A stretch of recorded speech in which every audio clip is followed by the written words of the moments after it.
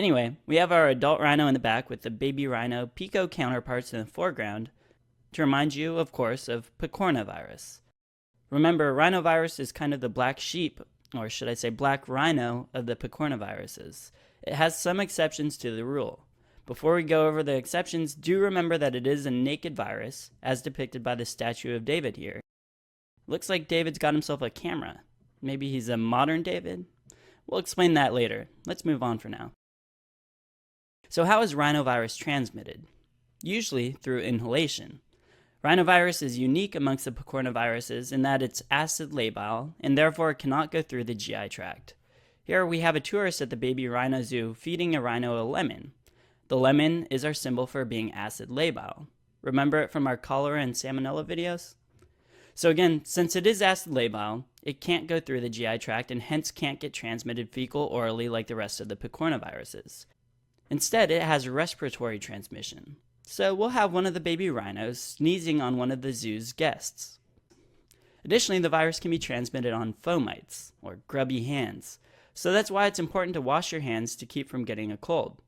We'll add a sign that says, "Please wash hands after petting rhinos."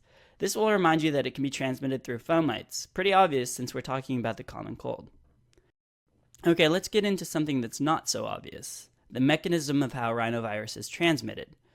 Let's add another tourist who's leaning into the cage to pet a baby rhino.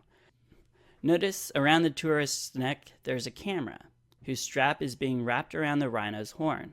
This illustrates exactly how rhinovirus enters the host cell, by attaching to a molecule called ICAM1. CAM is for camera, and specifically there's only one camera. So again, rhinovirus enters host cells by attaching to ICAM1. And this is why our statue of David has a camera in his hand. Okay, now turn your attention to the back of the enclosure where there are a few rhinos hanging out underneath the shade of a tree. And this is exactly what rhinos do on hot days. They stay in the shade to keep cool. Just like the rhinos, rhinovirus also likes to keep to cooler temperatures and grows best in 33 degrees Celsius, which is slightly cooler than the average body temperature. So let's add a thermometer that reflects the nice cool temperature under the trees. So where in the body can we find these cooler temperatures for rhinovirus to grow? In the upper respiratory tract, where the air is cooler and constantly flowing in and out, acting as a natural air conditioner, much like the shade of the tree.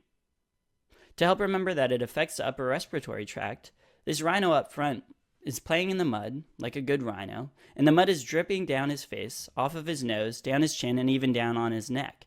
The rest of the rhino, however, is still gray and untouched. He's just got a mud bath facial. Again, this should help you remember that rhinovirus only affects the upper respiratory tract. Alright, and lastly, you should know that rhinovirus has a ridiculous number of different serotypes. Specifically, there's 113 of them. Although you definitely don't have to remember how many serotypes there are, you should remember that there are a bunch of different flavors of rhinovirus. We'll draw this luxurious canopy here, striped with multiple different colors, to represent the many different serotypes of rhinovirus. And why is this clinically important? If there are 113 serotypes, it's very difficult to make a vaccine to cover all of them. So this is why we have no vaccines for the common cold, at least not yet. So I guess the good news is you don't have to remember any vaccines, and you also don't have to remember any treatments, because there aren't any antiviral treatments.